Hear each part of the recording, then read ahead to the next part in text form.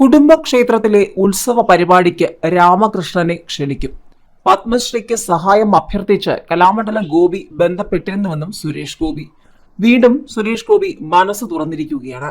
ലോക്സഭാ തെരഞ്ഞെടുപ്പിലെ തൃശൂരിലെ NDA സ്ഥാനാർത്ഥി സുരേഷ് ഗോപി തന്റെ നിലപാടുകൾ ഒരിക്കൽ കൂടി വെട്ടിത്തുറന്നു പറഞ്ഞിരിക്കുകയാണ്. പത്മശ്രീ അവാർഡിന് സഹായം അഭ്യർത്ഥിച്ച് കലാമണ്ഡലം ഗോപി തന്നെ ബന്ധപ്പെട്ടിരുന്നുവെന്നാണ് തൃശൂരിലെ NDA സ്ഥാനാർത്ഥി സുരേഷ് ഗോപി പറയുന്നത്. കലാമണ്ഡലം ഗോപിയെയും കുടുംബത്തെയും മാനിച്ചാണ് ഒന്നും പുറത്ത് പറയാതിരുന്നതെന്നും അദ്ദേഹം മാധ്യമങ്ങളോട് പറഞ്ഞു.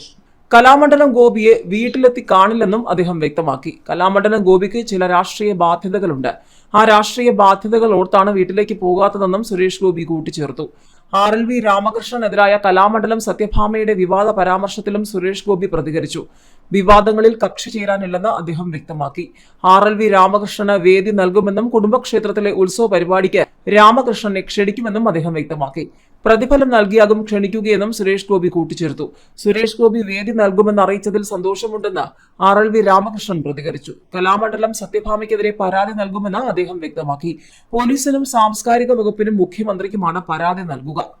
ഒരു യൂട്യൂബ് ചാനലിന് നൽകിയ അഭിമുഖത്തിനിടെയായിരുന്നു സത്യഭാമയുടെ വിവാദ പരാമർശം. മോഹിനിയായിരിക്കണം എപ്പോഴും മോഹിനിയാട്ടം കളിക്കേണ്ടത്.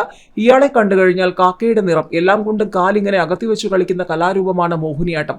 ഒരു പുരുഷൻ ഇങ്ങനെ മോഹിനിയാട്ടം കളിക്കുക എന്ന് പറഞ്ഞാൽ ഇതുപോലൊരു അരോചകത്വം വേറെയില്ല. ആൺപിള്ളേർക്ക് മോഹിനിയാട്ടം ചേരുകയാണെങ്കിൽ തന്നെ അവർക്ക് അതുപോലെ സൗന്ദര്യം വേണം. ആൺപിള്ളേരിൽ നല്ല സൗന്ദര്യമുള്ളവർ ഇല്ലേ? ഇവനെ കണ്ടാൽ ദൈവം പോലും പെറ്റ തള്ള പോലും സഹിക്കില്ല എന്നായിരുന്നു സത്യഭാമ പറഞ്ഞത്.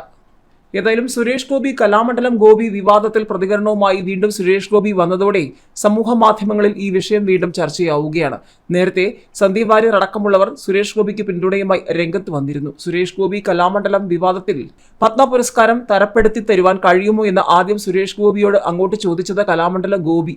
ഇതിന് തന്നെ കൊണ്ട് സാധിക്കില്ലെന്ന് സുരേഷ് ഗോപി അപ്പോൾ തന്നെ മറുപടി പറഞ്ഞെന്ന് ഫേസ്ബുക്കിൽ കുറിച്ച സന്ദീപ് വാര്യർ കലാമണ്ഡലം ഗോപിയുടെ മകനോട് ആ ഗോപിയല്ല ഈ ഗോപി എന്ന് മനസ്സിലായല്ലോ എന്നും ചോദിക്കുന്നുണ്ട്.